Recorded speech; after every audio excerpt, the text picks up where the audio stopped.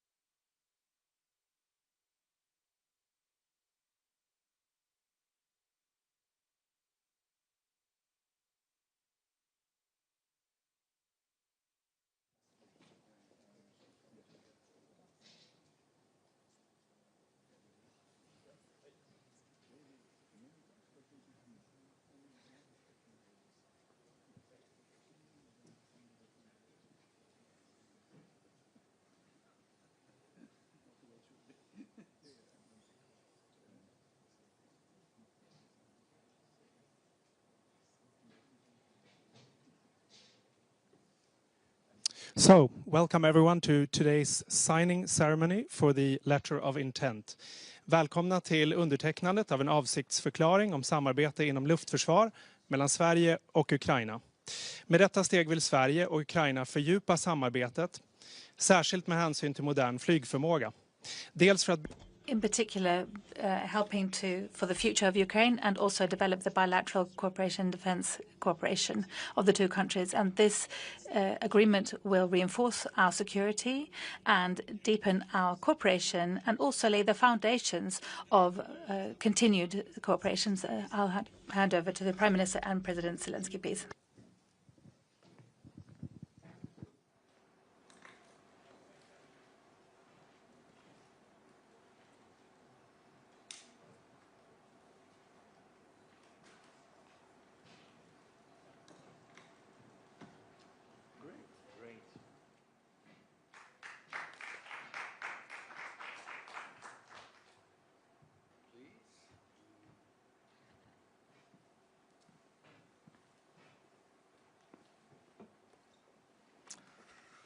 If you prefer, you can use that. Okay, great. Most welcome to all of you. And more than most of you, welcome, Mr. President. Welcome, Volodymyr. Welcome to Sweden again.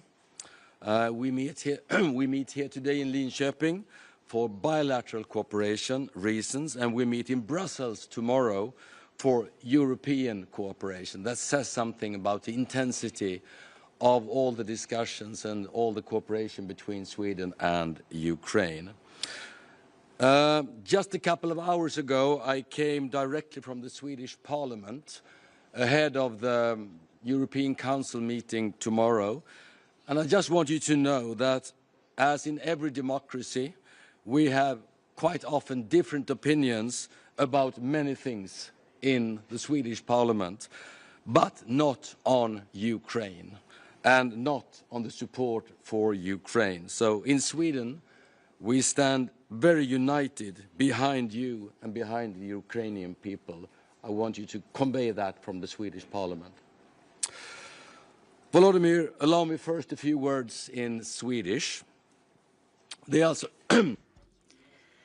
So, as you can hear, my voice is just perfect. Got a cold on Saturday anyway. So it's here we are in Saab in Linköping. This is no coincidence, where JAS Gripen is constructed, and the latest model, the Series E, which we can see behind us, was delivered to the Swedish Air Force just the other day for the first time. And Swedish engineers behind it, and with Swedish fighter aircraft, the Swedish people will become safer, but Gripen can also make the whole of Europe a safer place. President Zelenskiy and I have just signed a letter of intent. This is a letter of intent between Sweden and Ukraine, and this is the beginning of a long journey. And it will take us one step closer to a major export deal for Saab, for Sweden, together with Ukraine. This means great opportunities for the Air Force of Ukraine in the future, and also for Sweden and its defense industry, but also for a long-term industrial cooperation between Sweden and Ukraine. As you in here already know, and as President Zelenskyy knows better than anybody else, Sweden is one of the greatest military donors to Ukraine in absolute terms. We contribute with artillery, with aircraft, etc. And on the Air Force side, we're contributing with radar surveillance airplanes, C-890, those of you who are interested. And these are aircraft which reinforce the ability in the older Western aircraft which are now operating in Ukraine. We also contribute with equipment and training. But it's also important, we are learning as well a great deal from Ukraine. And today we have in detail gone through a number of areas where Sweden has listened to the experience of Ukraine, military, civilian, taking that on board from Ukraine, showing that we can benefit from, but then we can also help Ukraine further with. Now, this letter of intent, agreement of intent, is something else. It is not aimed at any new donations at the moment. Instead, it is about a long-term cooperation when it comes to this type of cooperation, and the possibility of having a major deal between our two countries, probably between 100 and 150 Gripen aircraft model Series E, which is beginning to be produced now. And this is to build a very strong air force in Ukraine. It would then be part of the growing family using this unique, very flexible fighter system. And this agreement is a clear, mutual statement of will, and it is the beginning of a long journey for the next 10, 15 years. And this long-term ambition doesn't mean to say that we don't understand the great needs in place today to support Ukraine continued against Russia in the war of aggression. Now, for the last few years, Russia has aggressively attacked Ukraine partly against Ukraine's very brave soldiers, but also hospitals, preschools, schools, playgrounds. Children are killed and are taken to Russia against the will of the families. This is a brutality without any limits at all. And instead of putting pressure on Ukraine, the whole world should be putting pressure on Russia. The free world must now increase political, financial, military pressure on President Putin to put an end to this brutal war. From today, We're going to continue working together with Sweden and Ukraine and other partners as well. We're going to work very hard to try to look at different possibilities for long-term funding of Ukraine defense capabilities. And the point of departure is good, let me say. We're all in agreement that a strong Ukraine with a strong defense in place, this is the best long-term protector, not just for Ukraine, but also for all other European nations. And our ability to protect our airspace is, of course, of decisive importance. One important step in this direction may be taken already tomorrow, when the question about frozen Russian assets is going to be discussed once again at the European Council. And it's no coincidence that later this evening we are both flying down to Brussels. Now, even after the war, a long-term funding will be required for the reconstruction of Ukraine and also for their military defense systems. And this issue is naturally also decisive as regards the preconditions for the deal that we are now signing this agreement about. Lastly, Sweden has a proud history of being a world leader when it comes to fighter aircraft. The older generations told us about J-29, J-22, the Lancet, G-35, the Dragon, J-77 Viggen, and now JAS-39 Gripen. This is a unique history and background of our capabilities that we have built up in this country. Few NATO countries have this capacity. And the new aircraft that you can see behind me and President Zelenskiy right now is not just a source of pride for us in Sweden and for Linköping. It is also part of the unique Swedish ability that may help support the security of Sweden, of Ukraine, of Europe. And this is what it's really all about. Step we're taking today through this Swedish-Ukrainian letter of intent creates the necessary preconditions for a major export deal on the Gripen fighters between our two countries. If we succeed, it will contribute to increased security in our part of the world and will strengthen both Ukraine and Sweden. We fully realize it's a long road ahead of us. But from today, we are committed to exploring all the possibilities in providing Ukraine with a large amount of Gripen fighters in the future. And with that, over to you, Mr. President. Thank you. Thank you so much, Ulf. Thank you very much for having us and for your support for everything. Thanks. Thank you so much. Thank you.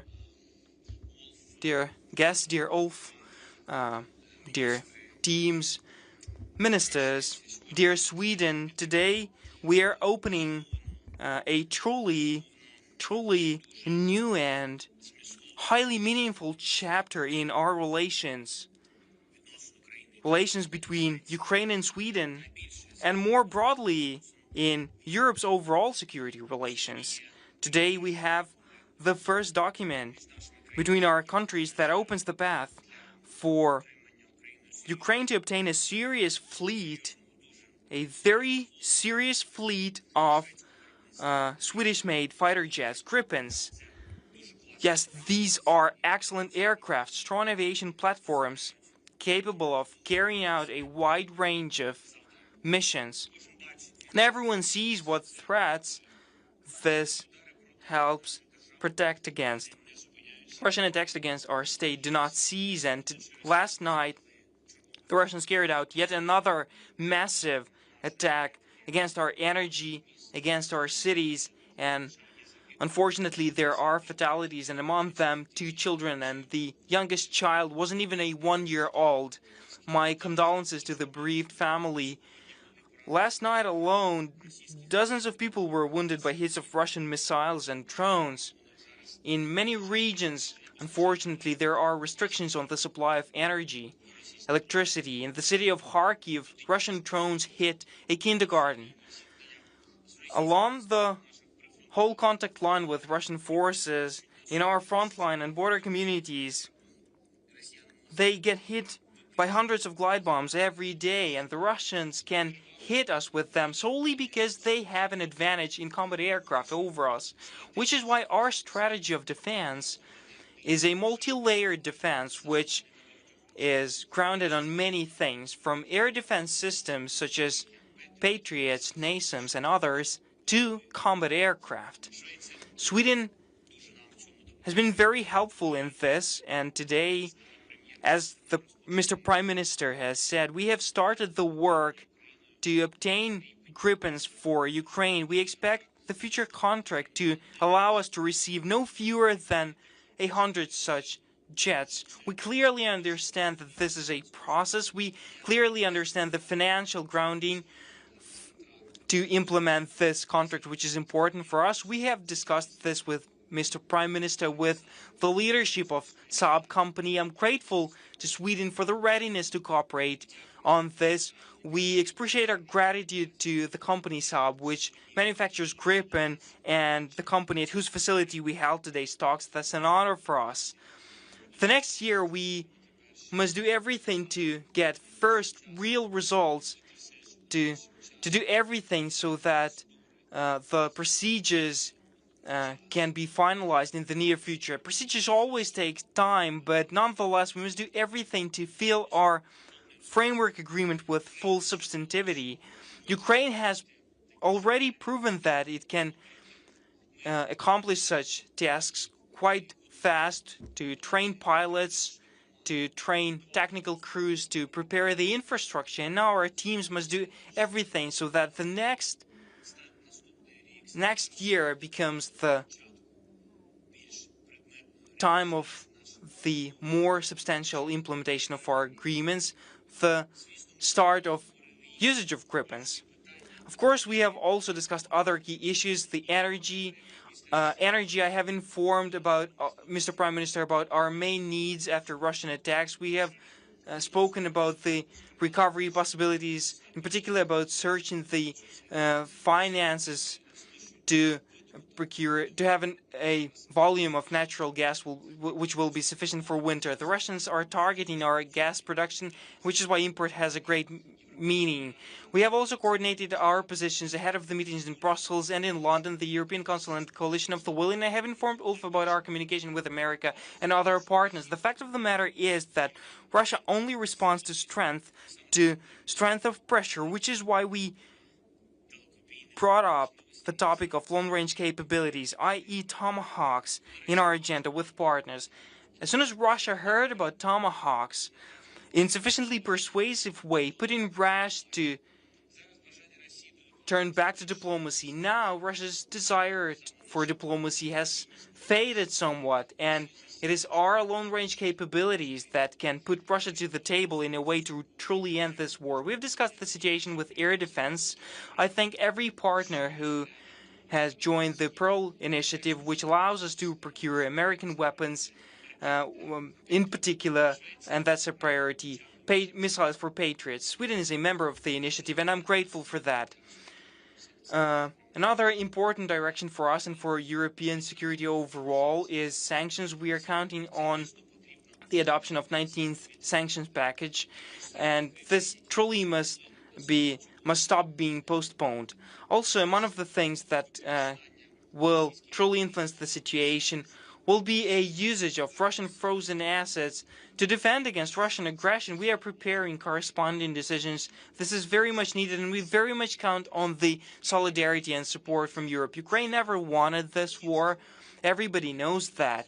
The war that Russia launched against us, only Russia. Every day the Russians take lives of our people. They are destroying our cities every day.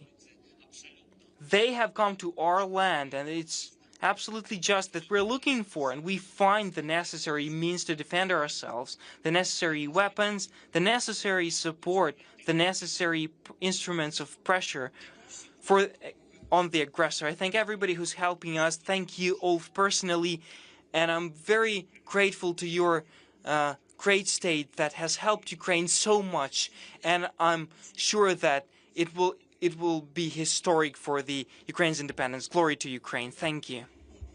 So much. Thank you so much, Mr. President. And I think we now open up for questions from the media. Thank you. So now we open up for questions. So please state your name and your media outlet, and please keep it to one, maximum 2 questions. Yes. And we can start over there.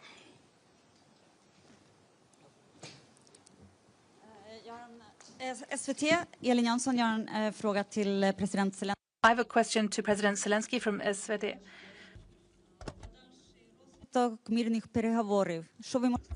The future development of military of peace negotiations. What can you say about the 12-point plan? What security guarantees are needed, and which compromises are you ready to make?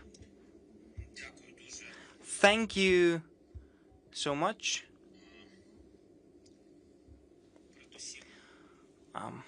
First things first, I think we'll have a very important meeting in Britain.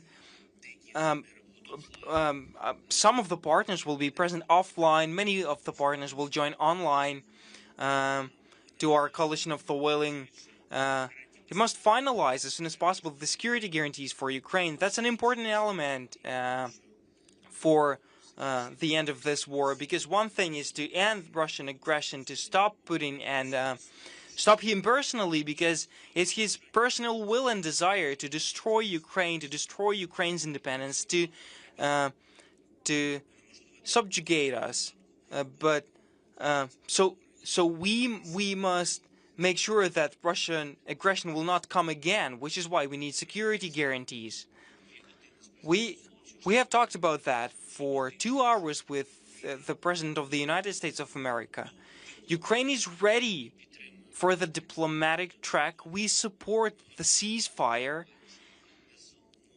We are ready for diplomacy, but not under the conditions that we must leave certain areas, gifting the aggressor our land, our territories. It's not about kilometers, it's about homes of our people, about our history, our identity. It's our territorial integrity.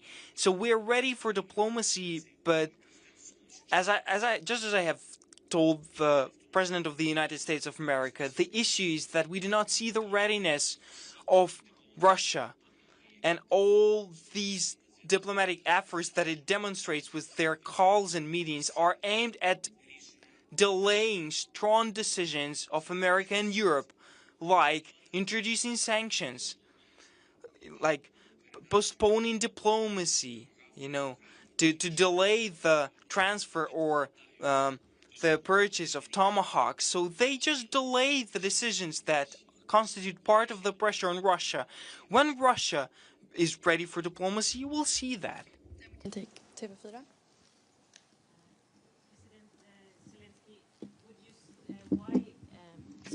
Sorry, President Zelensky. Why did you choose Gripen? And could you say something in English as well about the peace process? Yeah, please. Yeah. Yeah. Thank you very much. Why Gripens? So we know about your jets a lot.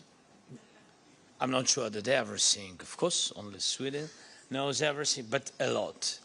We can compare with other platforms.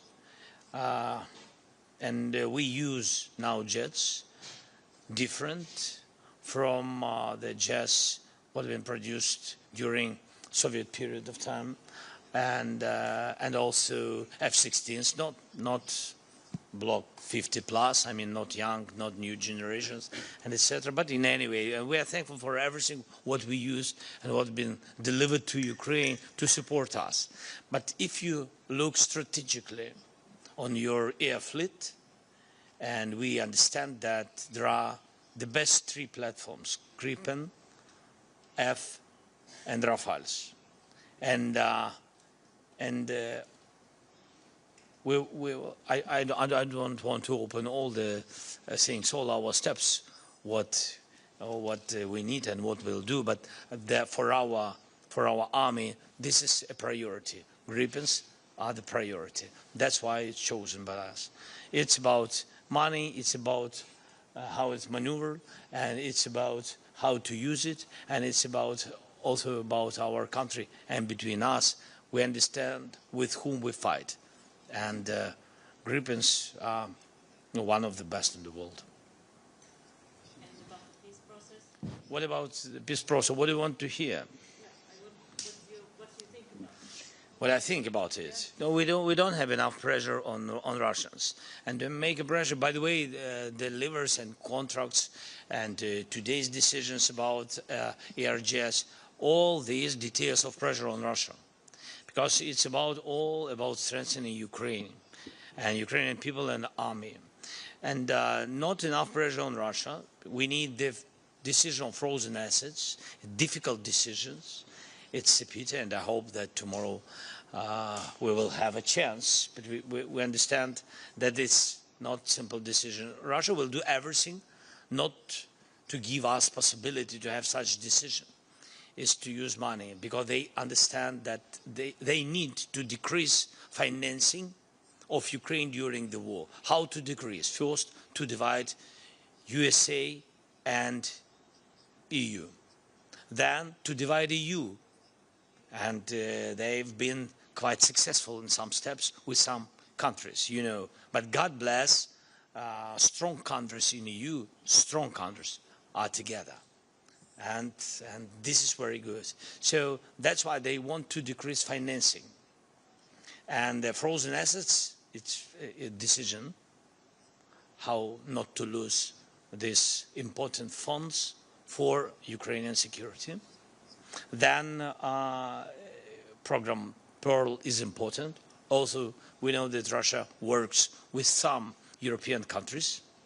It pushes them not to deliver to this program. And this program, especially for the United States, PAC-3, mostly PAC-3, because we need missiles, especially during the winter, especially for Patriot systems, which we don't have in Europe. And that's it. So, and also there are strong steps on the battlefield. Russia's pushing disinformation in media, mostly in the United States today, also in Europe, that they win this war, that they are winning. But it's not true. They have losses, more than 1 million people, 1,300,000. Yes, that's it. So and their economy is decreasing.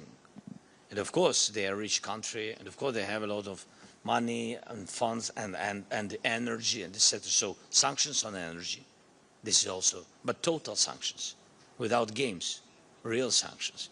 So all these things will pressure them, and they will sit and speak. I very much agree on the frozen assets, and I think that was going to be one of the most important discussions for tomorrow. And I also very much agree that Russia will do anything they can to obstruct those decisions, because they would mean a game-changing difference if they were to be released, those assets. So don't underestimate the Russian efforts to obstruct, to make countries believe it's dangerous or to believe in threats. But we will do everything we can. We had a good step forwards last time. I hope we will have another step tomorrow.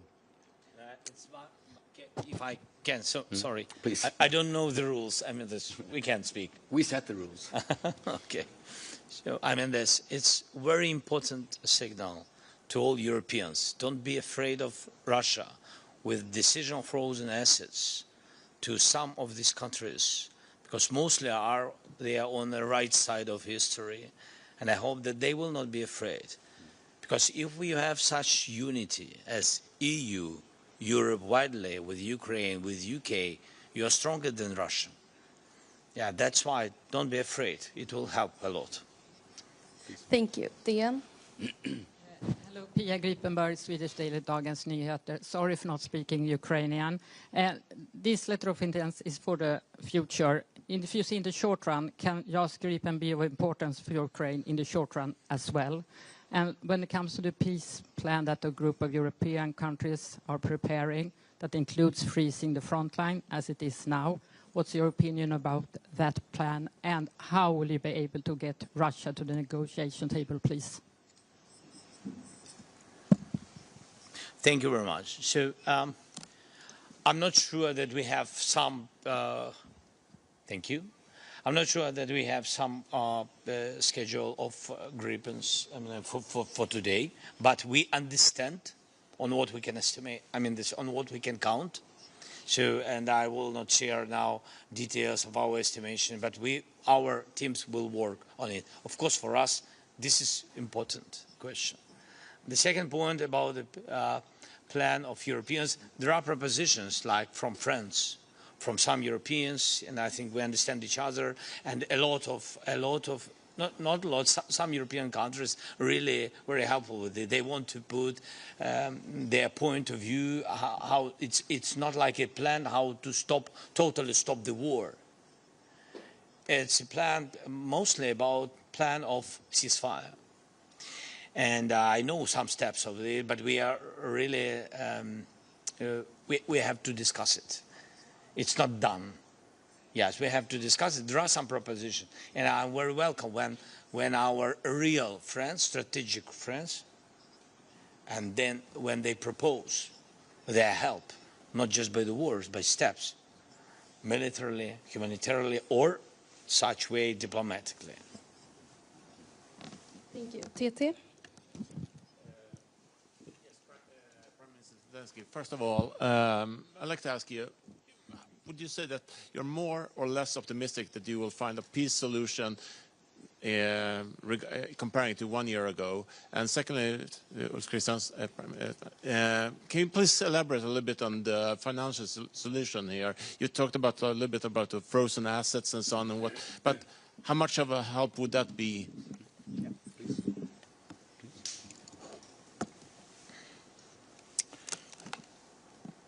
I'm more positive than 9 months ago. I think we made a lot of work. I think our relations with the United States moved to the right side. Thank you. To state, just to state the obvious, if you want to make a big Gripen deal with Ukraine on the scale of 100+ fighters, it's the obvious question is on finance, of course. No doubts about that. I was very transparent on that. But I do think there is a momentum right now. Don't over-exaggerate the frozen asset, but it's one sign. Also, the realization among the coalition of the willing countries that in the long-term security guarantees for Ukraine is a strong Ukraine. The long-term security guarantees for the rest of Europe is a strong Ukraine collaborating with Europe. So there is a full realization that we need to be part of that build-up. Then, of course, we should unite on all these extremely important details. That's why I said this is a long way to go, but we have a clear idea on where to end that road. Thank you. Aftonbladet. Victor Stenqvist, Aftonbladet. Mr. President, two questions.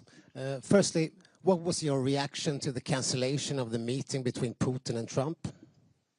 And secondly, if Putin can't be stopped in Ukraine, what risks do you see in the future for Sweden?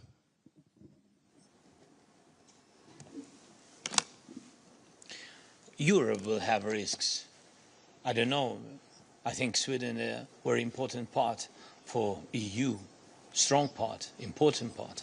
And of course, if one of the European countries, of EU countries is in risk, I think that the security of Europe is in risks. So that's it. I think that I said about it, if we will not stop Putin, if we will not have a plan how to have a peace, so if we will not have minimum of this ceasefire, with understanding what to do next steps, so Putin can try to open new front somewhere, because for him Ukraine is very difficult. I'm not comparing our security or our military capability with other countries. No, no, no. I'm not trying to do it. I'm just say that we are in war so many years. And that's why I think other countries are not ready for such thing. It's like we've been at the very beginning of the war. It's understandable. So it's difficult to prepare for the war. It's not true that somebody can really prepare for the war, totally prepare, because psychologically, the most important, it's about people. Who is ready for the war? Who wants war? Normal people they don't want. And it's understandable why. Because you are adequate people. That's it. You don't want losses. Don't want to lose your family. And that's why I'm sure that the most important is strong society. But I think society is difficult again to prepare society for the war. And God bless that other countries will not do it. And that's why he will find, I think, if he will think about, he can think about other country, one or another, but not very big, because it's difficult. Because it's difficult not only to occupy the part, it's very difficult to hold. Ukrainian territory is big, one of the reasons. So yes, our people, yes, we long in war, but our territory is big. That's why you need too much people to hold it, even after you occupied it, temporarily occupied it. You have to hold. You need more soldiers. And it's very expensive. And so a lot of details about it. I mean, that we can speak about it, yes, with details, but we need too much time for this discussion. That's why I think risks have, first of all, small countries. This is my opinion. And for Putin, doesn't matter. They are in NATO, in EU, or not. Thank you. And then we have the last question from Sveriges Radio.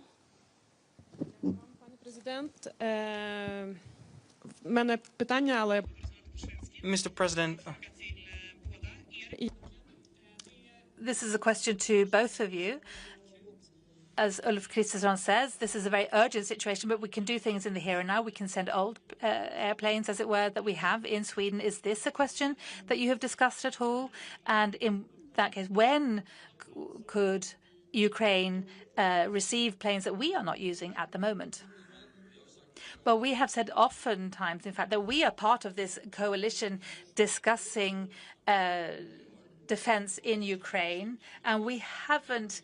We know, in fact, that that there are Gripen aircraft that Sweden isn't using, and we sent, in fact, an agreement to radar surveillance aircraft to Ukraine. That was the best thing that we could do at that time, that these F-16 aircraft operating in Ukraine at the moment, that they also had greater capacity through the radar ability that we can offer, instead of at the same time introducing 2 new small-scale fighter systems in Ukraine. But this is something that can change. Of course, we haven't changed that assessment at the moment. At the moment, we're fully occupied with, in fact, introducing the radar surveillance for those fighter jets. Thank you. Last question. Ja, Julia från SVT. Jag har en fråga om den här. I have a question with regard to this letter of intent presented here today. What does that entail in practice? So when can you start selling these aircraft to Ukraine? And for the production here in Linköping at Saab here in Linköping, what does that mean to them? That's a very important question. The first thing that we need to do now is to look together at all possibilities that we can find for financing for the long term for Ukraine. This was already ongoing, and together with the reconstruction of Ukraine as well. And there, the discussion about the frozen assets is a very important part. Now, we're talking about the latest generation that was introduced just the other day here in Sweden. Now, that production capacity is just being established at the moment. So in practice, we're talking about within 3 years. That's when we can start delivering. And then, of course, you don't deliver 150 aircraft all in one go. This is a long-term process, which means that we're talking about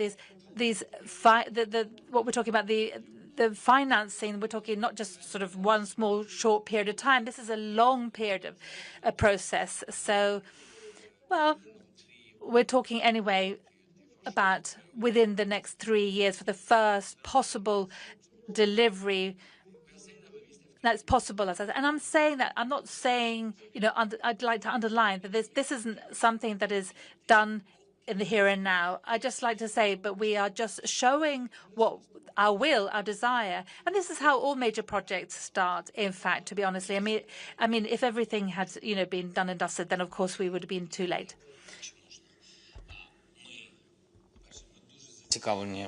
If I can, we are truly interested in serious co-production with Saab company. We want to produce drones. We are very interested in that. We are open for cooperation with Sweden. We have excellent relationship, and there is experience that we have because of the war, and we have the best or one of the best drones in the world, and we'll scale that up.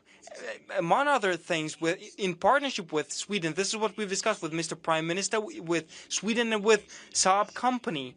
The second thing about Gripen, finances are a very important issue. There are aircraft, and we'll be talking about that further. There are Gripen, new generation Gripen, so we very much count on the quantity that we've discussed, no fewer than 100 aircraft. And we will also be talking about the possibility to use other aircraft which are not state-of-the-art to expedite this in a certain way. So we'll also speak about deliveries here. We'll also be talking about training of our pilots, which is also important. But the main thing that we have as of today, we very much wanted to have a political decision to provide a possibility for Ukraine to purchase Gripens and to build a modern air fleet. And this opportunity is open today. We have a politically positive decision. We are grateful to Sweden for this. Thank you all for this, and to all of your team.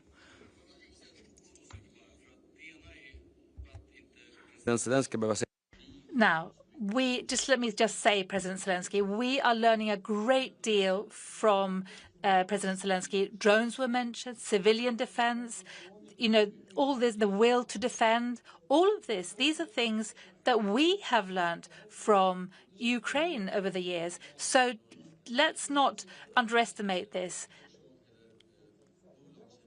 And it's not a corporate secret, as it were, that, we are really trying to, cooperate on a broader front between the Swedish defense corporations and Ukraine. And this is also important to underline. Thank you so much. Thank you. Thanks again.